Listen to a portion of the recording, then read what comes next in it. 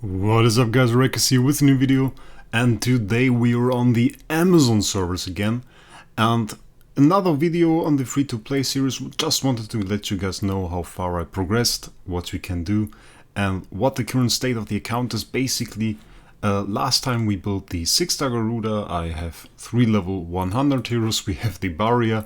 Did surprisingly good damage, I have to say. But mostly we are still struggling to get good heroes, of course. And I progressed a fair bit in the challenges. The next thing we have to do is story 100 in Tower of Oblivion. As you can see, we are at story 50.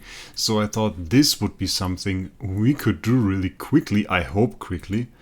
And it's also a thing we kind of need to talk about a little bit. That's no Amazon specific thing.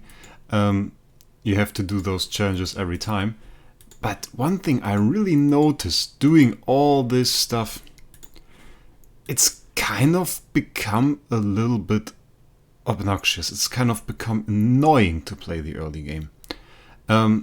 Just let me give you an example. Like, this Tower of Oblivion has 650 stages, and this is the way you progress. We have a 6-star Garuda, we are at level 50, which was the last challenge we had to do, and now let me do the next challenge. And just look at this. This is the way you do this.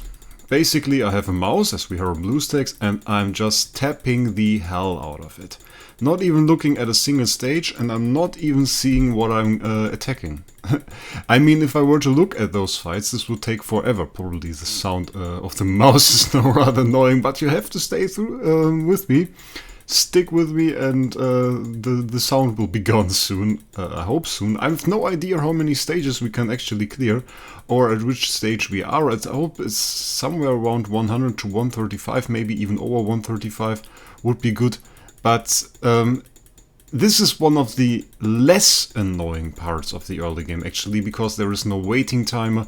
You can spam click this. This actually doesn't last for a very long time. You have to click about 650 times to clear the tower in the best case, and doing this isn't really annoying, but it isn't really compelling, it isn't really interactive, it isn't really nice to see this, and goes on for a surprisingly long amount considering we have a 6-star Garuda, or first defeat. We are at 208 now, so those were 158 stages of tower, and we just clicked until we lost for the first time. We can probably go on and clear a few more stages. And it's kind of the same thing as with campaign, and campaign, in my opinion, is a lot worse than this. I will stop here because we've cleared enough stages. Campaign, no, we don't want to buy stuff. Campaign is a lot worse than this, because in campaign you just can't click through in the way we just did it. There was the 135 Tower of Oblivion, by the way, I was talking about. And I feel like when they designed those campaign and those tower stages, they were designed for you to be weaker, to make slower progress, and to actually think about it. Because I remember when I started the game, this wasn't that easy, and you had to think about some of those stages a little bit before you could progress. And now it's basically the same for every stage. You click it, and now with Garuda it's even worse, because you just see the counterattacks and you hope that all the enemies die, and sometimes, yeah, there is an area. But I really have to say, early game is kind of in a bad state, and DH should really review this. And maybe scrap like half the stages out of the campaign, or even more.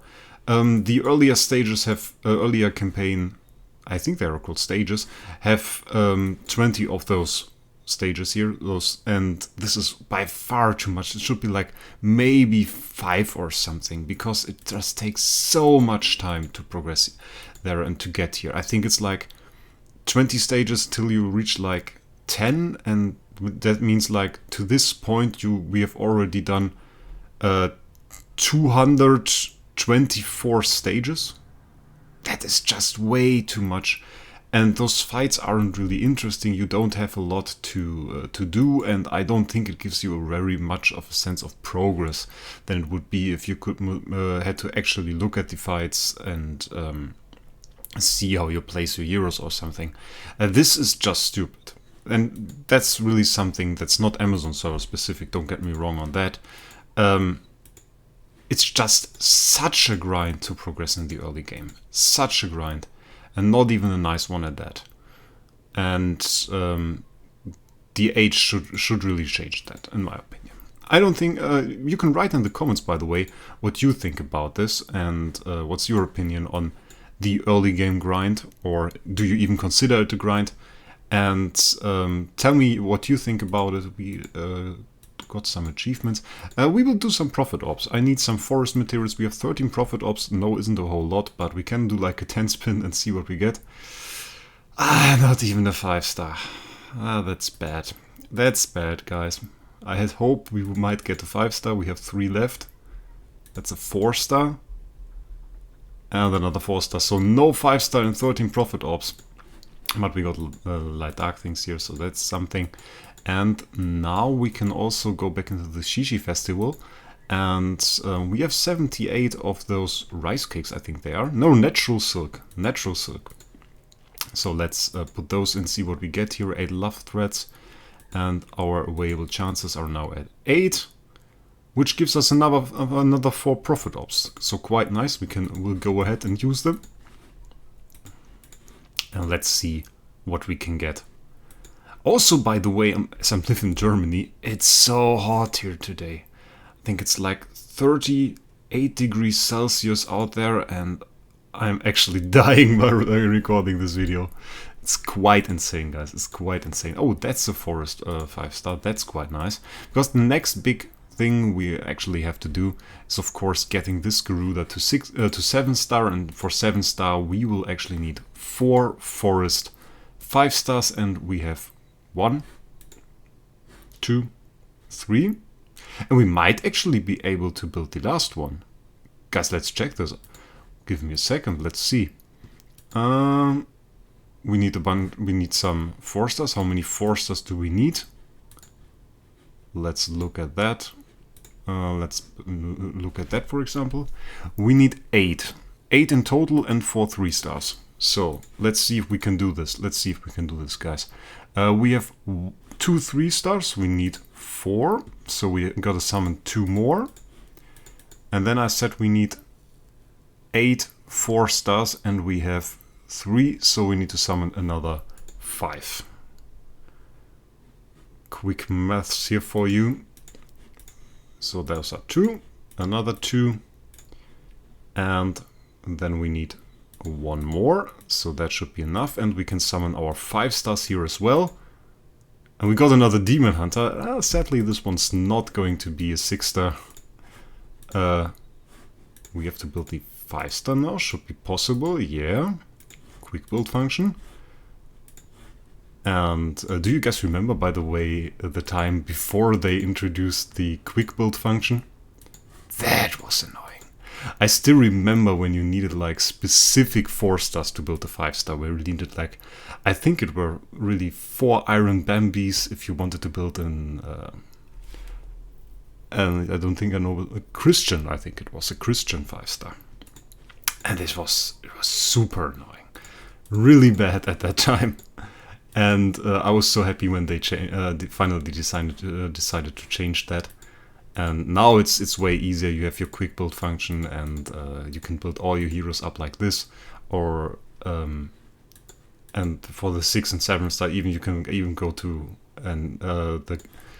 the altar, the fortune ruins here, and the creation circle, and build 10-star just with 1 click, which is super comfortable and super nice.